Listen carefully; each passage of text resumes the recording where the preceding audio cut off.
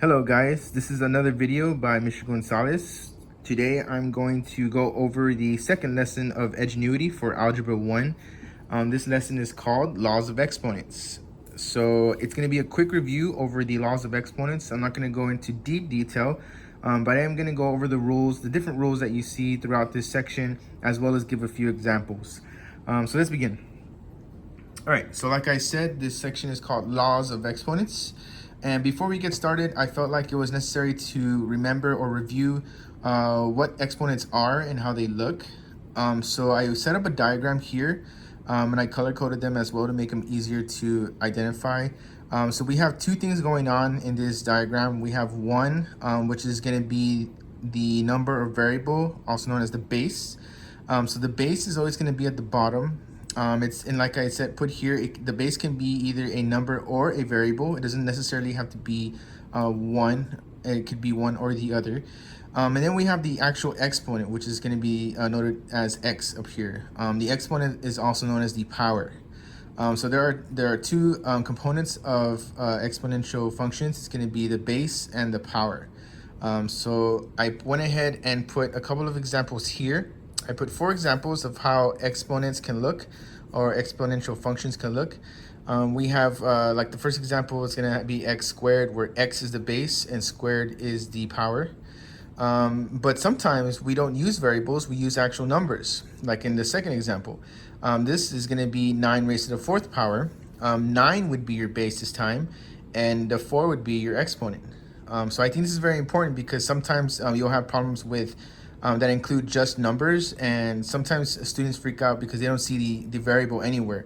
They'll be like, sir, where's the variable? There's no variable. And well, I mean, you don't necessarily need a variable when you're dealing with exponents. So here's a really good example as how it would look without a variable. The next example is going to be 15 raised to the x power. So sometimes the variable will show up in your exponent. So this time your base is 15 and is being raised to the x power. We don't know the numerical value of that power, so we just name it x. And last but not least, we have just x. This is another example of an exponential function because even though they don't show it, there is a exponent here, which is going to be 1. But most math books don't put that because they like to leave it as just x. So x is going to be the same thing as x raised to the 1 power. So hopefully that makes sense. So that's a quick review of how exponents are going to look in this chapter. Okay, so let's move on. So the first section that we go over is going to be how to multiply exponents. So multiplication.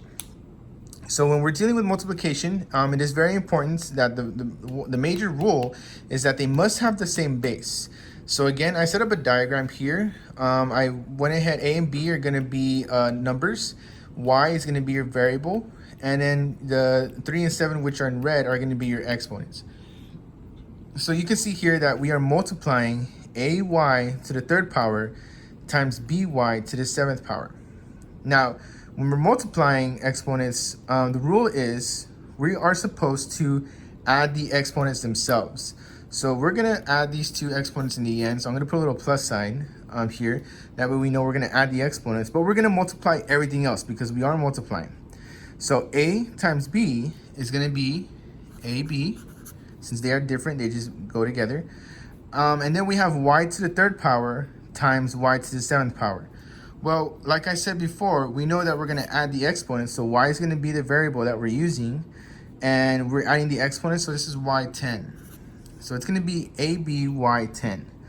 So a lot of people are going to ask, how come there's no exponents on A and B? Well, because in this example, A and B are going to be numbers. A could have been 5, B could have been 3, 5 times 3 would have been 15. So there would have been like a 15 here, and then y raised to the 10th power because we are adding the exponents since we are multiplying. So that's going to be the general example. I went ahead and put 2 examples here for y'all to look over. And for the first example, I went ahead and chose an example that had numbers as the base so that y'all could see what happens here when you're multiplying exponents that have numbers as bases. So your first initial thought is probably to multiply 9 times 9. And originally that would make sense, but when you're dealing with exponents and we're dealing with exponents that have the same base, the answer has to have that same base as well. So we know that the answer has to have a base of 9 because both expressions have a base of 9. So if this has a base of 9 and we're multiplying it by another expression that has a base of 9, then your answer also has to have a base of 9. So our answer has to have a base of 9. So now we're going to deal with the exponents themselves. And I said earlier that when we're multiplying exponents, what do? Well, we add them. So we're going to add the 5 and 6 together. So 5 plus 6 is 11. And this will be your final answer. 9 raised to 11. Notice how we didn't multiply 9 times 9. We didn't need to do that because the 9 was the base. Again, so if you would have put like 81 anywhere, this would have been wrong because the 9 is the base, so the answer has to have that same base. Okay, example number 2. This wants us to, again, multiply, except this time we have 2 variables going on. So we're going to multiply 2 separate times, in other words. So we have x squared y3 times x y2. So what I like to do is I like to separate them and go step by step. So let's do the x's first. I'm going to work with the x's first. So we have x2 and x. So we know that x2 times x equals, well, like I said before, if it's just x, then we can add a little 1 here because x is the same thing as x raised to the 1 power. And then we're just going to add. 2 plus 1 is 3. So we should have x3. Oops. 3. So then we know that the first variable is going to be x3. Now we're going to deal with the y's. So again, I'm going to separate them so that we can see them a little easier. It's y3 times y2. And I got that from here. y3 times y2. So we know, again, the answer has to have the same base. So y is the base that we're working with here. And then again, we're going to add the exponents. So 3 plus 2 is 5. So then we're going to put that right next to the x, y5. So our answer of x2, y3 times x, y2 is x3, y5. Hopefully that makes sense. The recap here that you want to remember is when you're multiplying exponents, multiplying exponential functions, you're going to add exponents. I'm going to put a little star here, that way y'all know. You're going to add the exponents when you're multiplying. Okay, what if we're not multiplying, but we are instead dividing? This is division. So what if we're dividing these expressions? Well, again, I put a little example, a general example here. We have ax10 divided by bx6, where a and b are supposed to be numbers, but I didn't want to put numbers, so I'm just going to use a and b. We can pretend that a is 5 and b is like 1. So when we were multiplying, we added the exponents. So when we divide, what do you think we're going to have to do? Well, we're going to have to do the opposite of addition, which is subtraction.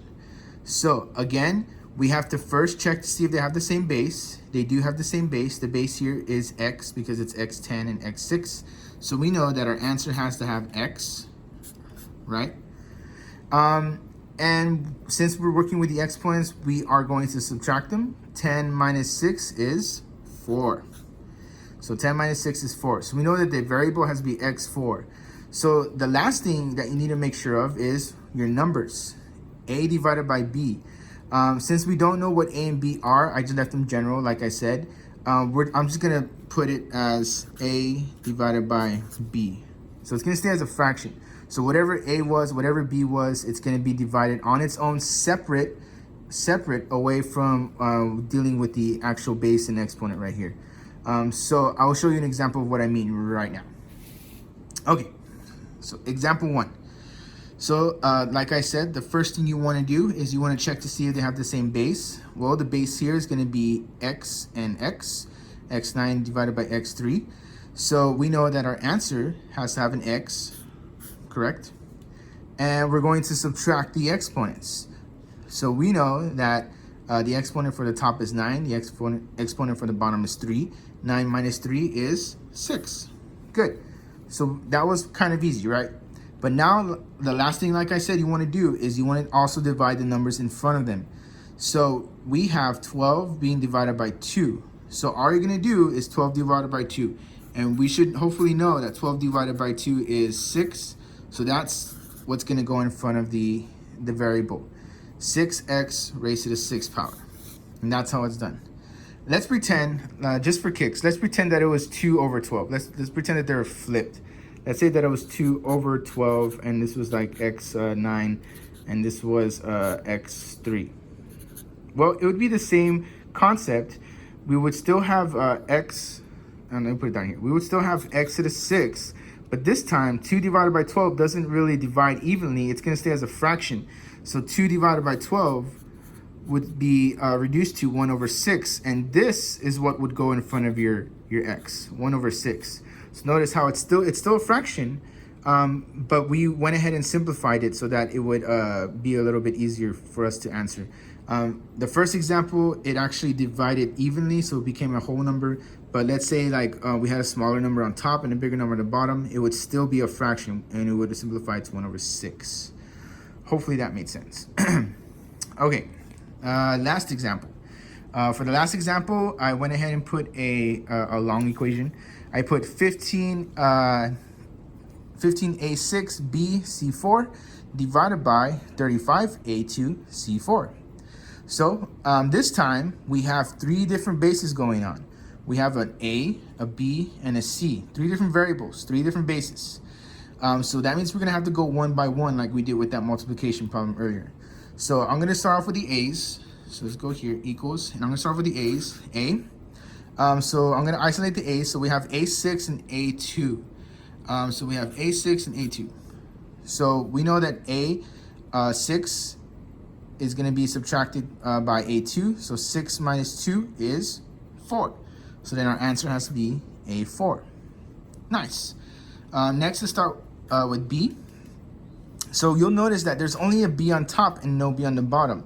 Well, if that ever happens to where you have a variable on top that does not show up on the bottom, then you would just keep the variable as is. You do not have to do anything to it. It stays exactly the same. That's only if there's a variable on top and there's not one on the bottom. Good. Now, last but not least is c. So we have 2 c's here, c4 and c4. Well, we know that 4 minus 4 is 0. And if we remember from earlier in the year when we went over this chapter, if we have, let's put c4 divided by c4, this would be the same thing as saying c0. And c0, anything raised to the 0 power is always and always will be 1. So this is the same thing as saying times 1. Times 1. So this goes here at the end. That's only because the 4 minus 4 equals to 0, which means that anything raised to the 0 power, like I said, is 1. Good. Last but not least, we have to deal with the numbers in front of the variables. We have 15 over 35, 15 over 35. This is just like this one over here, where we have a smaller number on top and a bigger number on the bottom. They cannot divide evenly. You will end up with the decimal. So what we do instead is we just simplify. So if we simplify this, it'll be 1 over 3. No, wait. I'm sorry. It's not going to be 1. It's going to be 3 over 7. 3 over 7. So we have 3 over 7. So 3 over 7, A4B times 1. And that will be your final answer. I mean, you don't really need the times 1 there because anything times 1 is itself. But I went ahead and left it there. That way you know what happened to this C. Like, it just didn't disappear. It simplified to 1, and that 1 is being multiplied by the entire expression. So really, your answer would be kind of like this. 3, 7, A4B. But I left it there just so y'all could see what happened. All right, and that's division, guys. That's how you divide. So the main concept that I want you to remember here is that when you're dividing exponents, you have to subtract. Subtract the exponents.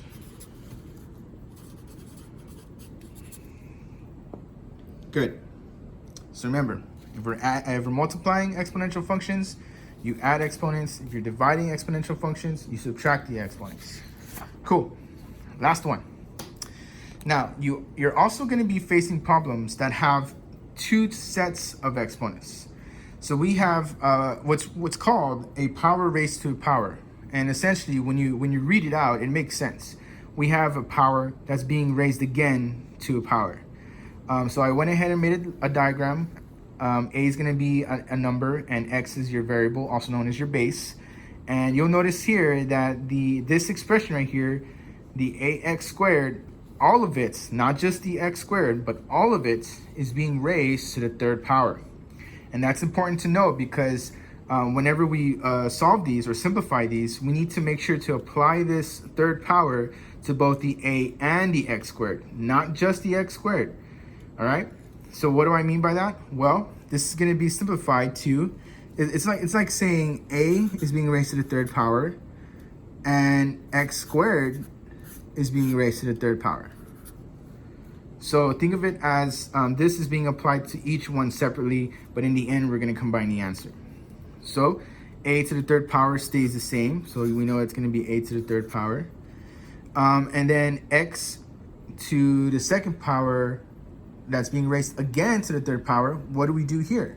Well, whenever you're raising a power to a power, all you have to do is multiply. Multiply, I should have put a dot, but multiply the two powers. So 2 times 3 is 6, which means that our answer is going to be x6. So what we did here was we applied the 3 to both the a and the x squared. So the a gets a 3, and the x squared multiplies by 3, which is 6. And that would be your final answer.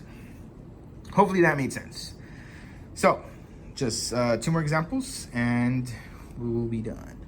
So example number 1, we have 4y raised to the third power that is also being raised to the second power. So like we did above here, I'm gonna kind of separate them so that you can see what's going on. So both of these are being raised to the second power. So 4 to the second power, and then the y3 is also being raised to the second power. And then we can just solve them separately. So 4 squared is the same thing as 4 times 4, which is 16. And then we have y cubed, which is 3. Y cubed that's being raised to the second power. And like I said before, all we need to do is multiply those two. So again, 3 times 2 is 6. So it's going to be y6. So it'll be 16 y6. This is very important because I want y'all to make sure that you are applying this power to both terms, not just the y's, but also the 4. That's very important, guys, because y'all need to make sure that this guy's not getting left out. So make sure you add that 2 to both. All right, last example. So in this example, we have 2 variables. We have x and y, 2 bases going on here. And then we have, of course, a number in the front. So this time, there's going to be 3 things that are going to be separated, and we're going to apply that squared to all 3 things. So I'm going to start off with a number. So it's going to be 2 squared, and then it's going to be x5 squared, and then it's going to be y2 squared. Cool. So we know that 2 squared is 2 times 2, which is 4. Then we have x5 that's being squared. We multiply these. 5 times 2 is 10. So it's going to be x10. And then this y squared is also being squared. So we multiply these. 2 times 2 is 4. So it's going to be y4. So your final answer is going to be 4x10 y4. Cool. Hopefully that made sense. All right. So this was, like I said, a quick review over the 3 concepts that you see over the law of exponents. I really advise you to pause the video and take your notes. That way you can write these examples out and you can follow along.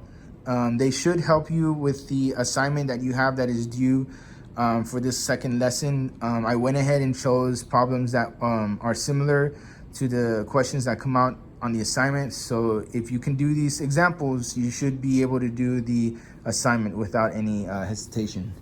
So that's it for today's lesson. I will go ahead and post this video on YouTube for everyone to see. If you have any questions, just send me a reminder or send me an email.